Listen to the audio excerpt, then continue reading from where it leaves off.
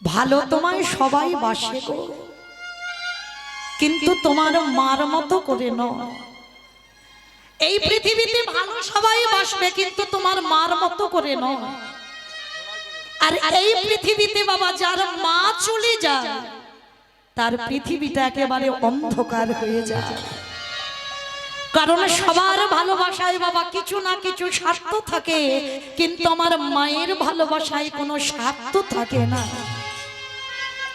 তো আজকের ওই কর্ণকে যখন নদীর জলে ভাসিয়ে দিল, ভাসতে ভাসতে কুন্তী মা পাগলিনীর মতো ওই তীরে ভাসিয়ে দিয়ে চিৎকার করে কাঁদলো, দয়ামা ও গো দয়ামা,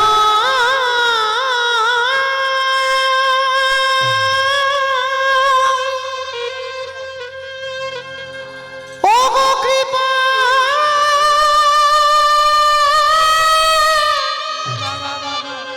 ও গো কৃপা,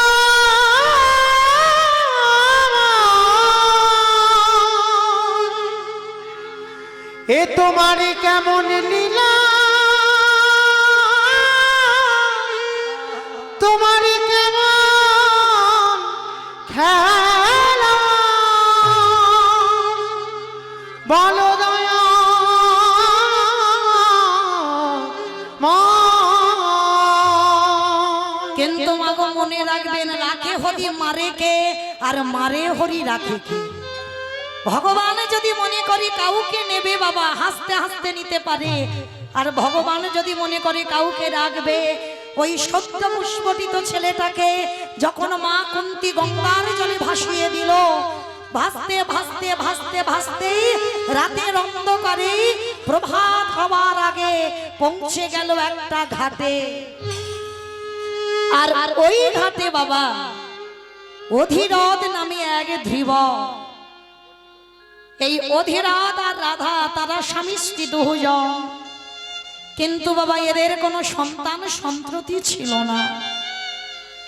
প্রতিনিয়ত ভগবানের কাছে কাঁদতো, দয়াময় একবার কৃপা করে আমার কোলে একটা মা বাবা ধনে তুমি দাও। তা প্রতিদিন কাঁদলে কি হবে বাবা, কর্মফল তো কাউকে ছাড়ে না।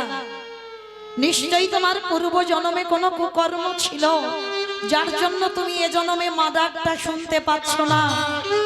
কিন্তু বাবা গর্বে হয়তো সন্তান ধরেনি, ভগবান ওই রাধার কান্না শুনে পাঠিয়ে দিল ওই কুন্তীর সন্তানটাকে ভাসতে ভাসতে ওই অধীর একটা কাঁধে করে